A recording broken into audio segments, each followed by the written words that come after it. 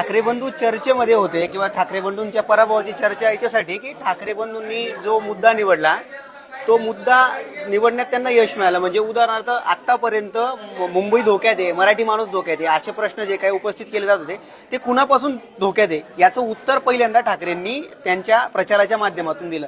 म्हणजे ठाकरे शत्रू निवडण्यात ठाकरेंनी यश मिळवलं असं मला पहिल्यांदा वाटतं. शत्रू निवडला त्याच्यामुळे ठाकरेंच्या पराभवाची चर्चा आहे हे मला पहिलं कारण वाटतं सगळ्यात महत्वाचं.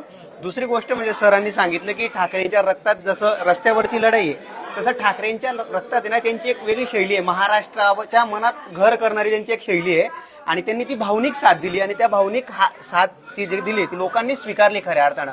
म्हणजे त्यांच्या प्रचाराची जर का आपण लाईन पाहिली तर मराठी माणसा जागा हो, रात्र वैऱ्याची आहे असं म्हणून त्यांनी जी साथ दिली तेव्हा खऱ्या अर्थानं एक वेगळीच म्हणजे आतापर्यंत राज ठाकरेंची आपण जर का भाषणं पाहिलं तर टाळ्या शिट्ट्या आपल्याला त्या भाषणात प्रामुख्याने ऐकायला मिळतात.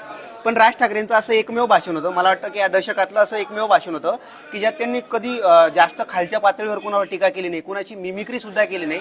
त्यांनी फक्त मुद्द्यांवर ते बोलले आणि त्यांनी पटवून दिलं मराठी माणसाला की तुम्हाला कुणापासून धोका आहे. आणि त्या भाषणात मला वाटतं की 4 मिनिटांचा व्हिडिओ लाखोंच्या गर्दीनं पिन ड्रॉप सायलेन्स होऊन पाहिला होता.